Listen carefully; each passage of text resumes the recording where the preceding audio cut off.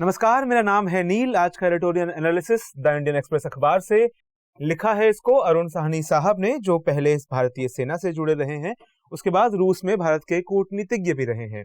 आपने जब शीर्षक पढ़ा होगा तो उसमें लिखा है कि इस युद्ध ने, जो रूस यूक्रेन का युद्ध है, इसने फिर से इस बात को खुले में ला दिया है कि नस्लवाद जो है वो अभी तक मरा नहीं है।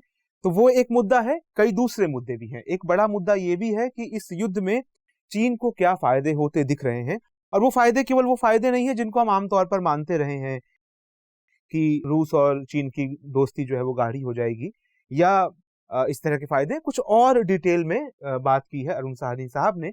तो इन सब नए आयामों पर आज हम चर्चा करेंगे, ब्रॉड आउटलुक जान लेते हैं। शुरुआत वही हुई है कि संपादकीय शुरुआत करता है कि यूक्रेन युद्ध कैसे दुनिया के लिए शॉकिंग रहा। फिर वो कुछ कारणों में जाते हैं कि उनके हिसाब से ये युद्ध कैसे रोका जा सकता था समय रहते, और किन किन लोगों ने इसको रोका नहीं, कि कौन कौन लोग इसके दोषी हैं, ना रोकने के कम से कम दोषी हैं।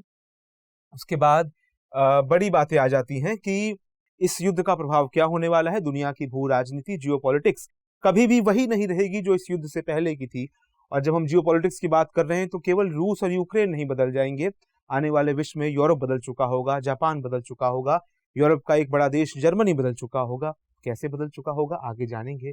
उसके बाद देखेंगे कि चीन इस युद्ध से क्या सबक ले रहा है संपादकीय के अनुसार, और उसके बाद से हम ये भी जानेंगे कि इस युद्ध ने यूरोप की जो नस्लवादी सोच रही है, जिसको माना जाता था कि वो कब्र में दफनाई जा चुकी है साम्राज्यवाद के साथ साथ ही, लेकिन इस युद्ध ने इस बात को फिर से खोला है कि साम्राज्यवाद भले ही चला गया है, वो नस्लवाद की सोच, गोरे काले के बीच के भेद की सोच, यूरोपियन और एशियन के बीच भेद की सोच, यह सोच अब तक गई नहीं है। और उसके बाद अंत में दो शब्द कि भारत को किन चीजों का ध्यान रखना चाहिए। ये पूरा संपादकीय का ब्रॉड आउटलुक है। बिंदुवार चर्चा शुरू करते हैं। तो बिंदुवार चर्चा में सबसे पहले वही बात, 23-24 फरवरी की रात रूस ने पूरी दुनिया को चौंका दिया। एक ऐसा हमला जो कि अनएक्सपेक्टेड था, किसी को उम्मीद नहीं थी, सरप्राइजिंग था, दुनिया चौंक गई। लेकिन सबसे दुख की बात, अवॉइडेबल था। इस हमले को रोका जा सकता था। बहुत सारी ऐसी घटनाएं हुई जहां पर वो घटनाएं ना होती तो ये युद्ध ना होता। लेकिन गालिब साहब कह गए हैं, मर गया वो शख्स गालिब, बड़ा याद आता है उसका हर बात पे कहना कि यूं होता तो क्या होता।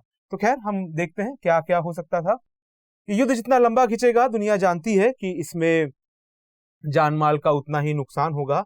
और अगर रूस के जो सुरक्षा कंसर्न थे, रशिया सिक्योरिटी कंसर्न्स जो थे, उनका ध्यान रखा गया होता तो ये युद्ध नहीं होता। यानी कि अमेरिका ने एक लाइन बोल दी होती बस, कि नाटो जो है, नाटो यानी यूरोप के देश और अमेरिका, यूरोप के कई देश और अमेरिका को मिलकर बना एक मिलिट्री अलायंस, जिसमें सब देश ये तय करते हैं, उनमें कुछ क्लॉजेज हैं इनकी ट्रीटी में। नाटो यानी कि basically north atlantic treaty alliance, north atlantic treaty organization. तो इस अलायंस या ऑर्गेनाइजेशन में ये तय है कि किसी भी देश पर अगर हमला होता है तो सब देश मिलकर उसका साथ देंगे। अब नेटो फैल रहा था, तो अगर अमेरिका ने एक लाइन कह दी होती कि नेटो रूस के बॉर्डर तक नहीं पहुंचेगा, या रूस को वो टारगेट नहीं कर रहा है, तो शायद युद्ध नहीं होता, ऐसा संपादकीय कहता है। उसके बाद संपादकीय क्या कहता है कि 1 महीने से युद्ध के बादल मंडरा रहे थे। ऐसा नहीं था कि युद्ध अचानक हो गया, भले ही हम कह रहे हैं कि अनएक्सपेक्टेड, सरप्राइजिंग और अवॉइडेबल है, बट सरप्राइजिंग अब नहीं लगता। ये जब देखते हैं कि 1 महीने से युद्ध के बादल मंडरा रहे थे, यूक्रेन के बॉर्डर पर रूस की सेनाएं जमा हो रही थी, हमने भी संपादकीय में कई बार डिस्कस किया ही था। उसके बाद एक बेलारूस और रूस की मिलिट्री एक्सरसाइज भी होने लगी। रूस से बॉर्डरिंग देश ही है बेलारूस। बेलारूस और यूक्रेन और रूस तीनों एक दूसरे से सीमा साझा करते हैं। तो बेलारूस और रूस ने आपस में मिलिट्री एक्सरसाइज की।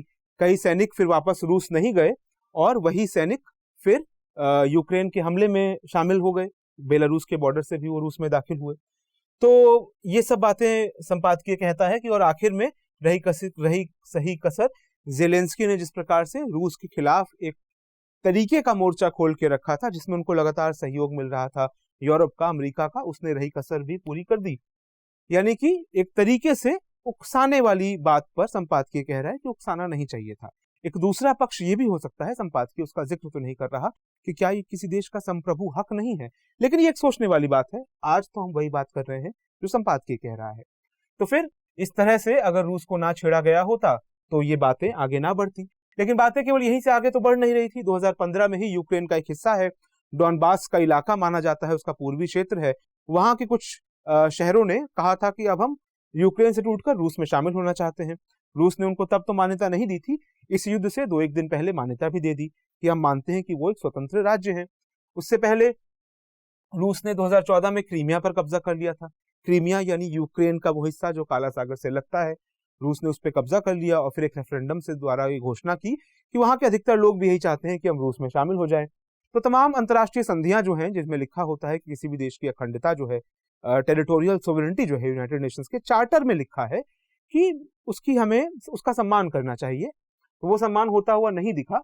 लेकिन इस सब के साथ साथ ही क्या चल रहा था कि यूरोप और अमेरिका, इनकी भी कम गलतियां तो है नहीं, उन्होंने भी जो रशियन इंटरेस्ट थे, रशियन इंटरेस्ट बहुत ज्यादा नहीं थे।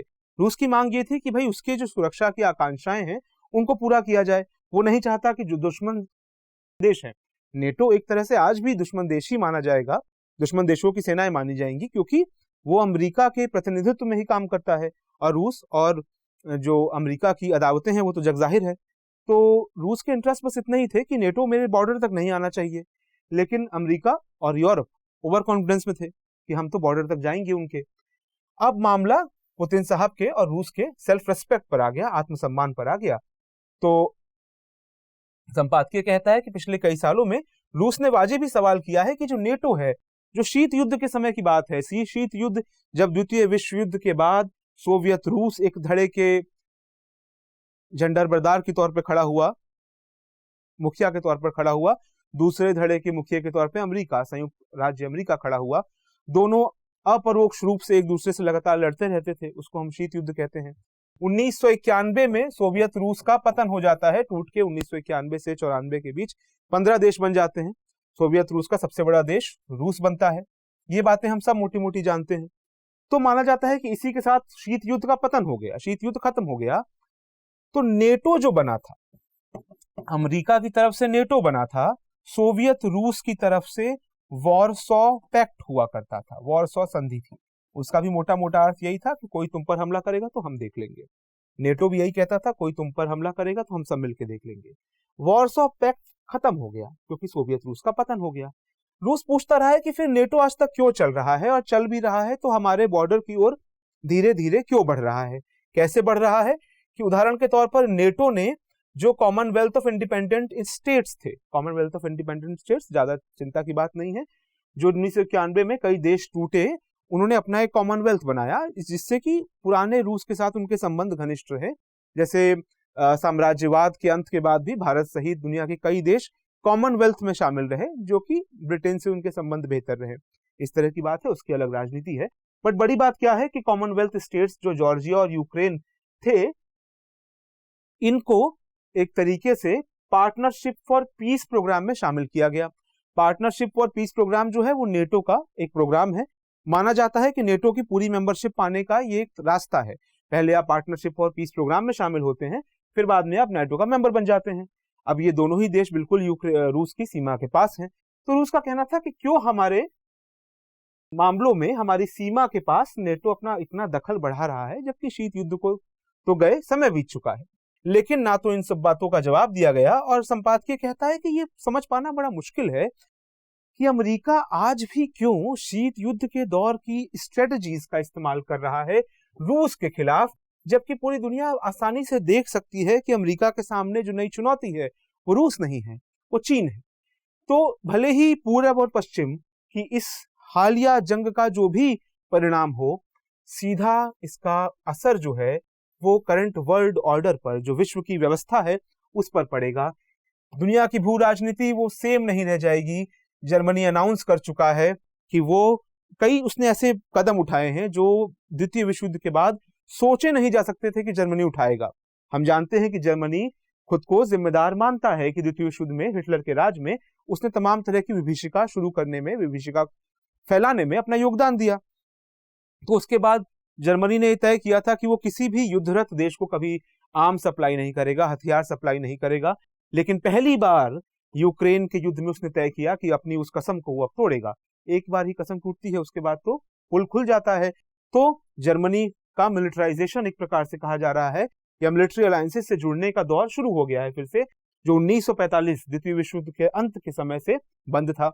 दूसरा, जापान, जिसने कि हिरोशिमा और नागासाकी में परमाणु युद्ध की विभीषिका झेली, उसने तय किया था कि वो अपना मिलिट्री एक्सपेंडिचर बहुत कम रखेगा, सेना पे खर्च नहीं करेगा, क्योंकि युद्ध की कीमत उसने देखी है कितनी चुकानी पड़ती है और कितनी पीढ़ियों को चुकानी पड़ती है। अब वो पीढ़ियां गुजर चुकी हैं जिन्होंने युद्ध की विभीषिका देखी थी, और नई पीढ़ियां जो है वो युद्ध की विभीषिका देख रही हैं कि जो देश कमजोर हैं उनका क्या हो रहा है। तो क्योंकि एक पीढ़ी जा चुकी है, नई पीढ़ी को वो तो याद नहीं, बट वो नई तरह की सच्चाइयां देख रही है, तो दुनिया बदल रही है। जर्मनी मिलिटराइज हो रहा है, जापान भी अपनी मिलिट्री को मजबूत कर रहा है, यूरोप में ध्रुवबंदी बढ़ रही है, और जो अमेरिका के खिलाफ एक नेक्सस है, कौन कौन शामिल है उसमें? चीन, रूस, टर्की और ईरान। हम जानते हैं टर्की और ईरान भी अधिकतर मुद्दों पर अमेरिका और यूरोप के खिलाफ ही रहते हैं। खिलाफ इसलिए भी रहते हैं क्योंकि टर्की में जो अर्दोगन साहब का शासन है, और ईरान में जिस प्रकार से न्यूक्लियर तकनीक को कंट्रोल में रखने की बात पर कभी सहमति नहीं बन पा रही है, और भी कारण है। इन सब मुद्दों पर पश्चिम और तुर्की ईरान के बीच बनती नहीं है, चीन और रूस से पहले ही नहीं बनती थी, तो अब एक और ध्रुव दुनिया में नया बन रहा है। तो ये सब तमाम चीजें बता रही हैं कि ये युद्ध महज एक युद्ध नहीं है दो देशों के बीच, दुनिया में इसके चलते बड़े बदलाव हो रहे हैं। उसके बाद कि अभी इसके लेसन्स क्या हैं, क्या क्या इससे सीखा जा सकता है, ये तो बहुत दूर की बात होगी, या उसको कहना जल्दबाजी होगी।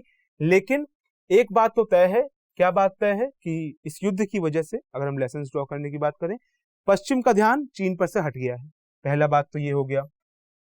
दूसरी बात ये कि चीन बहुत ध्यान से देख रहा है कि एक विश्व शक्ति होने का क्या क्या मतलब होता है। वो अमेरिका के रवैये को देखकर ये सीख रहा है कि क्या क्या गलतियां एक विश्व शक्ति कर सकती है या उसे नहीं करना चाहिए। और कैसे देखा जा सकता है?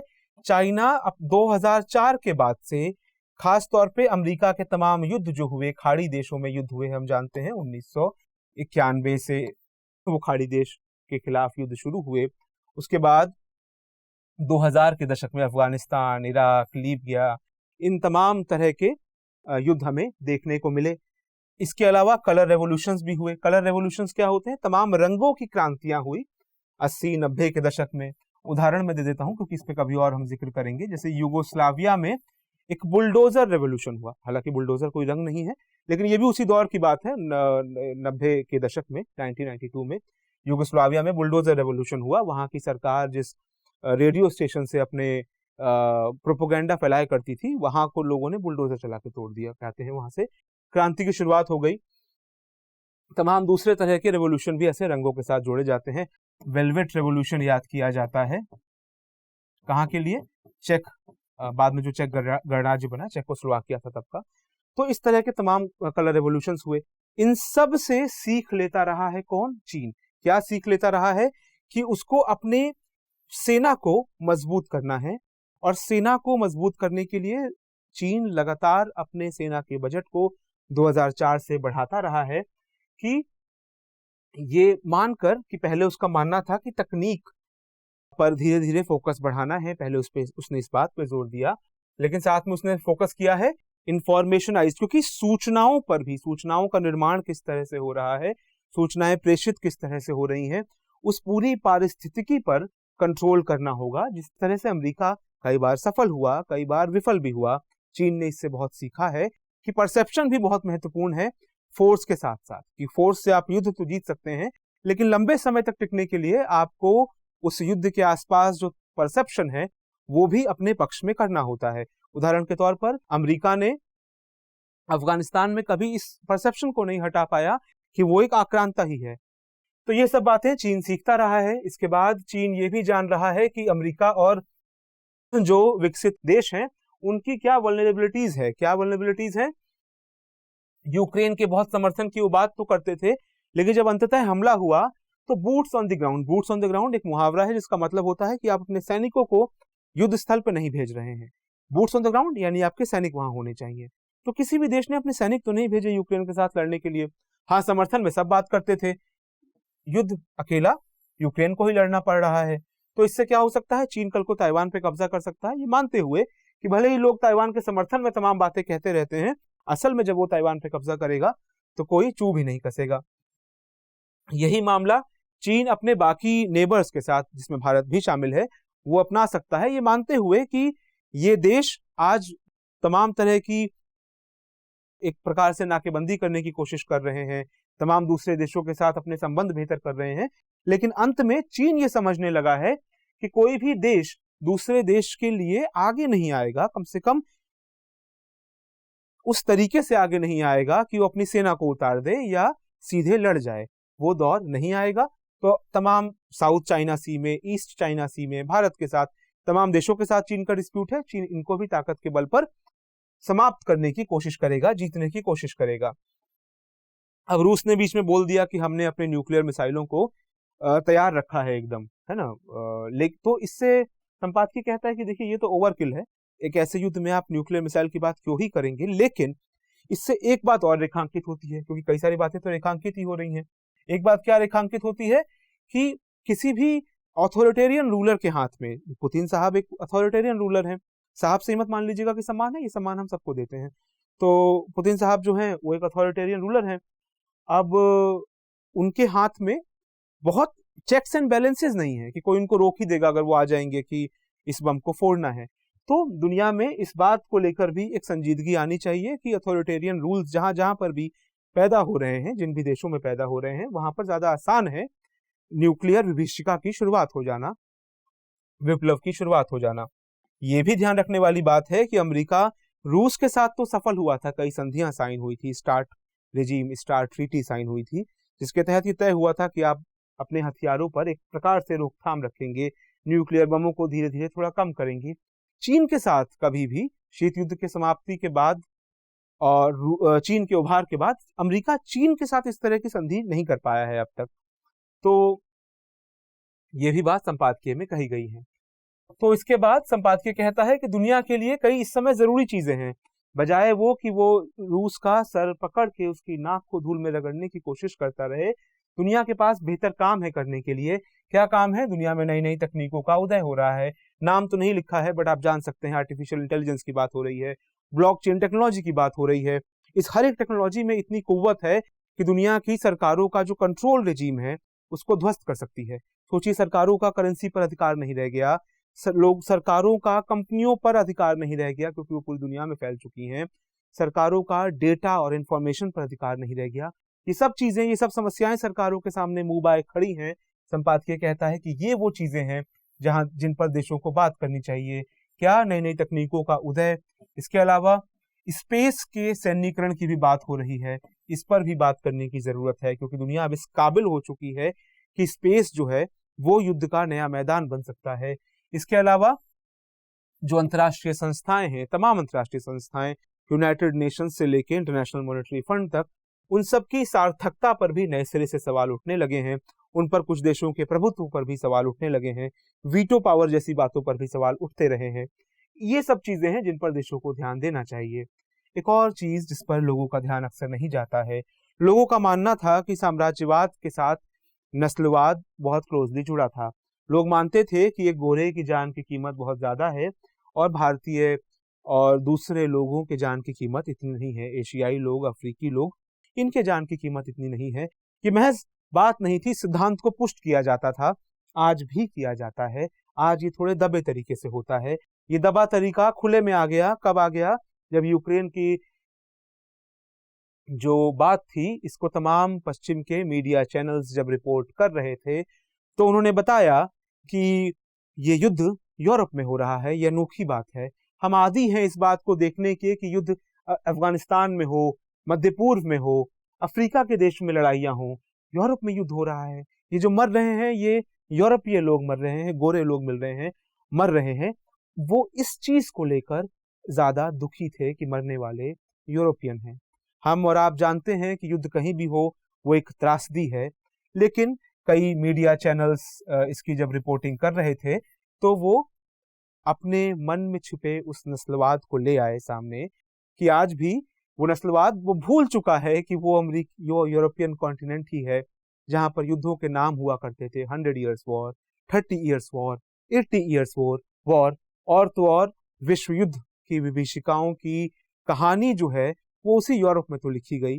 तो सभ्यता की जो पाठ आज यूरोप दुनिया को पढ़ाने की कोशिश कर रहा है, उस यूरोप को खुद अपने मस्तिष्क को खंगालना चाहिए, अपनी स्मृति को खंगालना चाहिए और नस्लवाद को युद्ध की विभीषिका में मिलाकर युद्ध की विभीषिका को और गंदा नहीं करना चाहिए। तो फिर व्हाइट सुप्रीमेसी की बात भी संपादकीय कर रहा है, कह रहा है कि वो मामला खुला, कई मीडिया जर्नलिस्ट की इस तरह की रिपोर्ट आई। इसके अलावा कई दुनिया के नेताओं ने भी कहा कि यूरोप में ये क्या हो रहा है, ये देख के बड़ा दुख हो रहा है, मानो कि एशिया और अफ्रीका में हो रहा होता तो कोई समस्या की बात नहीं थी। तो संपादकीय कहता है कि देखिए भारतीय बच्चों के साथ जिस तरह का सुलूक हुआ कई बॉर्डर्स पर, इसमें भी क्योंकि वो केवल भारतीय बच्चों के साथ बुरा सुलूक नहीं हुआ था, अफ्रीकी देशों के साथ बच्चों के साथ भी उतना ही बुरा सुलूक हुआ था। तो नस्लवाद की खिलाफ जो बातें हैं वो केवल किताबी नहीं रह जाती, वो असल जिंदगी में लोगों को झेलनी पड़ती है। भारत को ये ध्यान रखना चाहिए और लोगों को भी ये ध्यान रखना चाहिए। बहरहाल अंत में संपादकीय कहता है कि भारत के लिए सबसे बड़ा लेसन यही है। हमने पूरी दुनिया के लिए लेसन की बात कर ली, अंत में भारत के लिए लेसन क्या है कि कोई भी दूसरा देश आपकी रक्षा के लिए नहीं आने वाला। दूसरे देशों के साथ आप संबंध अच्छे बनाइए, मित्रता करिए, बहुत जरूरी है, बहुत अच्छी बात है। लेकिन जब लड़ाई होगी, लड़ाई आपको अकेले लड़नी होगी, चाहे किसी भी देश के साथ हो, चाहे चीन के साथ हो। तो इन सब क्षेत्रों में एक किस्म की आत्मनिर्भरता की जरूरत है। इस संपादकीय का आखिरी शब्द यही है कि हर क्षेत्र में आत्मनिर्भरता जरूरी है। तो ये था आज का संपादकीय। मिलते हैं कल एक नए संपादकीय के साथ, तब तक के लिए नमस्कार।